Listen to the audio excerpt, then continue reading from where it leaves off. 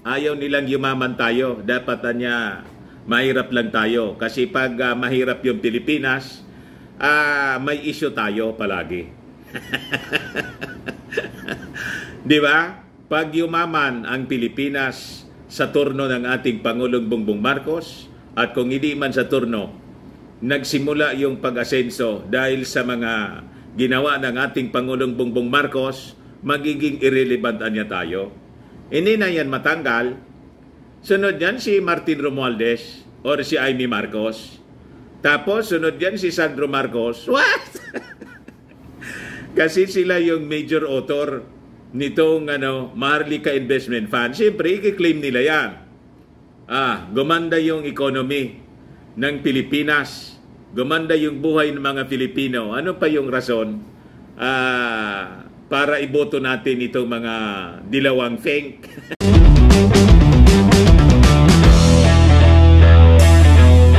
Ayaw talaga mga kababayan tantanan ng mga dilawan. Ito pong Maharlika Investment Fund, nag-file na po ng ng asunto sa Supreme Court. What? Ito po.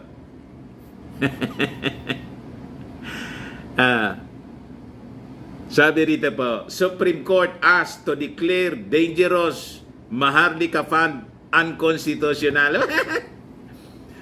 But before ko mga kababayan ibigay sa inyo yung storya, click subscribe muna dito sa ating YouTube channel and hit the notification bell para po lagi kayong updated sa mga kaganapan dito sa ating bansa.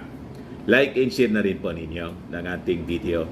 At huwag na rin po ninyo mga kababayan na skip yung ating mga commercial ads para tuloy-tuloy ang Maharlika Investment Fund. Ayos?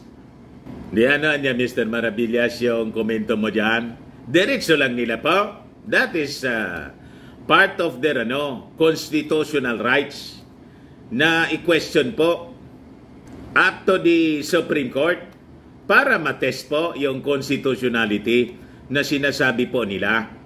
Sanay naman po sa mga ganyang asunto yung ating Pangulong Bongbong Marcos. Actually, hindi man personal ito sa ating Pangulong Bongbong Marcos, kundi ang kini-question po yung pag-rush. Minadalian niya. Hindi pinag-aralang mabuti. Talagang Renil Road. Para lang may pasa agad ang Maharlika Fund. Peligroso niya ito sa ating bansa, sabi ng mga salot, ng mga nagreklamo. Ito pa. Sino niya yan? Hindi ninyo kilala? Yung mga dating anti-government forces, yung grupo ni Calamares, Nery Colmenares pala, yung Bayan Muna Chair, Nery Colmenares, and former Representatives Carlos Isagani Sarate and Ferdinand Gaite file a petition against the Maharlika Investment Fund Act of 2023. Ngayong araw na to, September 18, 2023. Tapos, kasama sa mga petitioner po, si Kokoro Koko. Hindi matunawan si Coco Pimentel. What? Hindi matanggap na talo sila sa botohan, mga kababayan sa Senado. Sa atin po, kung sa akin lang po, welcome to. Para matest po yung constitutionality. So sabi rito, Bayan Muna filed in the Supreme Court a petition seeking to declare as unconstitutional and void the Maharlika Investment Fund Act of 2023, saying the measure is a disaster waiting to happen. Kita ninyo mga kababayan, nag-aktong mga propeta na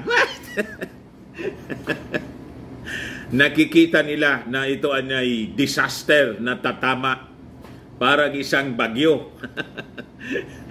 na tatama mga kababayan sa mga Filipino. Ganon ka negatibo ang kanilang pag-iisip. Kung sa ating Pangulong Bongbong Marcos, in the authors of this, in all the congressmen and senators na sumuporta po dito sa passage ng Maharlika Fund, ito yung magpapabangon at tutulong sa mabilis na pag-angat ng ating ekonomiya, ng ating bansa. Ma-achieve natin yung ating dream na maging highly developed country. Sa kanila, isa itong disaster. You see, in July, President Ferdinand Bongbong Marcos Jr. signed into law a bill creating the country's first sovereign wealth fund. Ayaw nilang yumaman tayo. Dapat mahirap lang tayo. Kasi pag mahirap yung Pilipinas, may issue tayo palagi. Di ba? Pag yumaman ang Pilipinas sa turno ng ating Pangulong Bongbong Marcos, at kung hindi man sa turno, nagsimula yung pag-asenso dahil sa mga ginawa ng ating Pangulong Bongbong Marcos, magiging irrelevant niya tayo. Hindi na yan matanggal. Sunod yan si Martin Romualdez or si Amy Marcos. Tapos sunod yan si Sandro Marcos. What? Kasi sila yung major author nitong Maharlika Investment Fund. Siyempre, i-claim nila yan. Gumanda yung economy ng Pilipinas. Gumanda yung buhay ng mga Pilipino. Ano pa yung rason para iboto natin itong mga dilawang feng? Di ba? Hindi na sila makabalik niyan. Kaya dapat hindi magtagumpay ang mga ginagawa ng ating Pangulong Bongbong Marcos. So ito po, pinirmahan ng ating Pangulo ang batas creating the Sovereign Wealth Fund, which the government claims will boost economic growth. However, critics, including business groups, ito mga business groups na kontra rito po, mga dilawang business groups ito. Akademya, dilawan din mga kababayan. Economists, dilawang economists. In opposition lawmakers, lalo na klarado, have warned it will be prone to misuse. Laging duda po sila. Ang hindi lang nila pinagdududahan, yung sarili nila. Di ba? Tayo naman, mga kababayan, lagi din naduda sa kanila. Ganun lang po ang buhay dito sa ating bansa. Bayan Mona Chair Nery Colmenares and former Representatives Carlos Isagani Zarate and Ferdinand Gaite filed a petition Monday. Ngayon lang po, Senate Minority Leader Aquilino Coco Pimentel was also named a petitioner. Sumama na si Coco Rococo. The petitioners also asked the Supreme Court to issue a temporary restraining order or preliminary injustice or status quo pala. Status quo anti-order to stop the implementation of Republic Act 11954 into conduct oral arguments. So sabi rito, petitioners ask this honorable court to intervene in this constitutional transgression and put a stop to this practice, especially on such a dangerous law as the Maharlika Investment Fund Act of 2023, the petition read. Talagang gusto nilang harangin, mga kababayan, ang pag-asenso ng ating bansa. Kailangang iikis ninyo po ito, mga ikis, para po umasinso na po yung ating bayan. Di ba?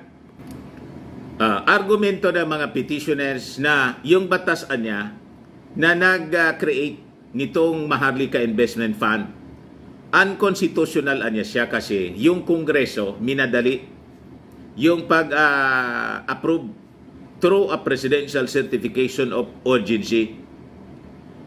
The court can take judicial notice of the fact that there was no declared state of calamity as defined by law which exists to necessitate the immediate passing of the Maharlika Bill. Sabi po sa petisyon. Ngayon, the Supreme Court junk in May a petition of the Makabayan Bloc to avoid Marcos certification of the IMF bill as urgent. So makita ninyo yung kahihinatnan ginagna ng Supreme Court yung unang petition ng Makabayan Bloc, yung pag-certify na urgent, ginang. So makikita ninyo, mga kababayan, na malinaw yung ahantungan. Malamang ganon din ang sapitin, mga kababayan, nitong petition nila. Ibasura rin ang Supreme Court. The petitioners noted that the unnecessary rush to pass the measure anya on last reading led to mistakes, with lawmakers making a correction on double provisions on the prescriptive period. They called this a constitutionally fatal act in the passage of the law. The petitioners also said that the establishment anya nitong Maharlika Investment Fund as a government-owned or controlled corporation failed to satisfy the test of economic viability in that it violates the independence of the Bangko Sentral ng Pilipinas. Paano naman pong matis na hindi pa nga po ninyo inahayaan na mag-go? Ginawa na ninyong failure agad. Di ba? Dapat inayaan na ninyo muna para matest. Sabi rito, the 500 billion MIF will primarily draw its funds from the national government, including the BSP, Land Bank of the Philippines, Development Bank of the Philippines, and gaming revenue. A sovereign wealth fund anya and untransparent Maharlika Investment Corporation has no place in a country that is still plagued with corruption. The petition read, sinasabi ninyong plagued with corruption, na yung mga corruption cases na final ninyo sa pamilya Marcos, lahat binasura. Di ba? At saka yung sinasabi ninyong transparent, untransparent Maharlika Investment Fund, hindi pa yan transparent. From day one, pinag-uusapan natin, Maharlika Fund. Di ba? Yun ang unang proposal na gamitin yung SSS, GSIS, investable fund. Di ba hindi na natuloy? Kasi transparent nga. Nang ikrinitize ng publiko, kinontra ng mga SSS members, GSIS members, ayon, tinanggal. Hindi pa ba yun puriba na transparent po? Hindi pa nga po umaabot doon sa hindi pa nga umaabot sa debate sa Kongreso, tinanggal na po, doon pa lang sa proposal pa lang, draft, inalis na. But anyway, pagbigyan natin yung hilig ng ating mga Makabayan Bloc. Makabayan anya Mr. Maravillas o Makay Blood? Makabayan na Makay Blood. Makay Blood yung gawain. Relax lang tayo. Baka lang gusto po ninyo itong itry. Firmax Framing and Lifting Green, tinapahid po sa mga pulses in affected area. Mainam po sa paninigas ng mga kaso-kasoan. Ito naman po, Automax Regent Serum. Sa mukha naman yung application. Anti-aging po siya. You will look 10 years younger than your age.